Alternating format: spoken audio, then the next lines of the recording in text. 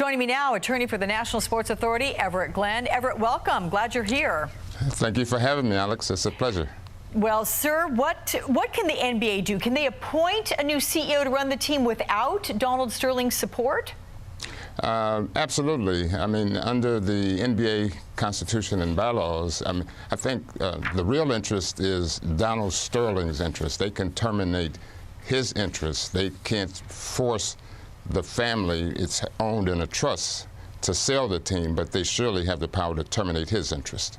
But as you know, and I mentioned here, Sterling's wife, Shelley, she's on board with the takeover. She released a statement that says, in part, I spoke with Commissioner Adam Silver this week to tell him that I fully supported his recent swift and decisive action. As a co-owner, I'm fully committed to taking the necessary steps to make the Clippers the best team in the NBA.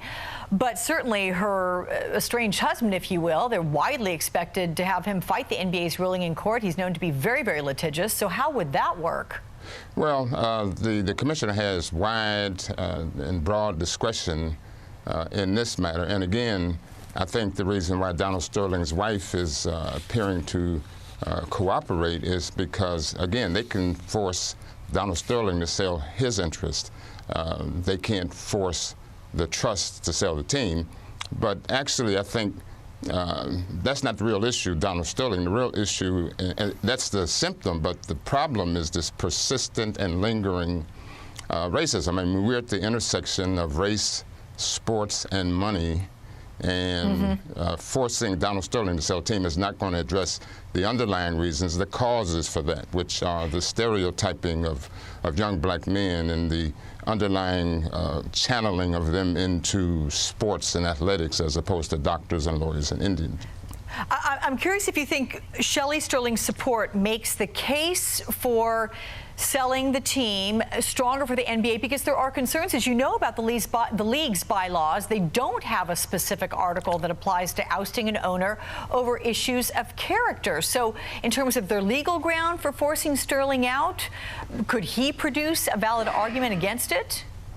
Well, I would beg to differ. They in fact do have a morals clause. Any member who's found to either say or endorse comments that are detrimental or prejudicial to the best interests of basketball or the NBA can be fined, and any owner or member whose conduct. So it's both what you say and what you do can be the basis. And the three-quarters vote is the protection for these owners. It's not an arbitrary kind of decision.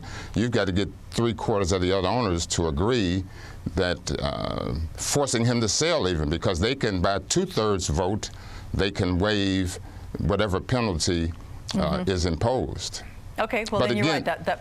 No, that morals clause, that does definitely put all this under that umbrella, I should think. This morning, LA Mayor Eric Garcetti, he addressed the possibility of the boycott, or a boycott by certain players, or a walkout. Let's take a listen to that. I think the players really are the ones that have the burden of this, and they aren't going to want to play for somebody knowing that the money that they're generating for that individual goes into the sorts of attitudes. So what if this whole case gets tied up in court for months or even longer? I mean, how does this hurt the team? How does it hurt the brand? How does it even hurt the NBA? Well, Mayor Garcetti's comments I find quite interesting because, again, the issue is not Donald Sterling. The issue is this intersection of race and sports and money. And in Los Angeles, for example, over the past 10 years, 92% of all contracts, which is our money, he's speaking about the players paying a guy who has these racist attitudes, but in Los Angeles, 92% of all the money spent has been spent with white men who represent 14% of the population. So I don't know that the mayor should be the one weighing in on this. And the same thing in Sacramento. The owner of the Sacramento Kings, I mean, they're building a new arena in Sacramento with very little, if any, minority participation. So again, we're at this intersection, and I can see clearly that we have an opportunity, and the opportunity is to look beyond the symptom and let's address the cause, and the cause is what's happening to these young men. And at the National Sports Authority, www.nsa.org,